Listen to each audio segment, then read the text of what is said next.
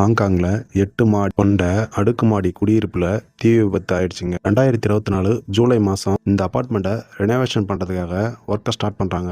1 இயரா போயிட்டு இருக்க இந்த ஒர்க் ஃபயர் ஆனதுக்கு காரணமே, அதாவது இவங்க பாரம்பரிய முறைப்படி வீடை புதுப்பிக்கும் போது மூங்கில தாங்க பயன்படுத்துவாங்க. மூங்கில வச்சு அந்த பில்டிங்கை சுத்தியும் கவர் பண்ணி வச்சுட்டு பண்ண ஆரம்பிச்சிருக்காங்க. கட்டிடம் புதுப்பிக்கிற வேலை நடந்துட்டு இருக்கதால தூசி வீட்டுக்குள்ள வந்துடும் சொல்லிட்டு எல்லாரும் ஜன்னலை க்ளோஸ் பண்ணி வச்சிருந்திருக்காங்க. எதிர்பாராத விதமா மூங்கில் எப்படியோ தீ பிடிச்சிச்சுங்க. அந்த மூங்கிலை பொறுத்த வரைக்கும் அவ்வளவு சீக்கிரம் ஃபயர் அணைக்க முடியாதுங்க. அது தொடர்ச்சியா பில்டிங் முழுக்க பரவிடுச்சுங்க. அந்த அபார்ட்மெண்ட்ல 4000 பேருக்கு மேல இருந்திருக்காங்க. இது வரைக்கும் 45 பேருக்கு மேல இறந்ததாகவும் 257 பேர் என்ன ஆனாங்கன்னு இது வரைக்கும் யாருக்கும் தெரியலங்க. ஃபயர் சர்வீஸ் டிபார்ட்மெண்ட்டும் எவ்வளவோ வெஹிக்கிள் எடுத்துட்டு வந்து ஃபயர் அணைக்க ரொம்பவும் போராடிட்டு தாங்க இருக்காங்க. முடிஞ்ச வரைக்கும் இந்த வீடியோ ஷேர் பண்ணுங்க. மறக்காம என்ன ஃபாலோ பண்ணிடுங்க.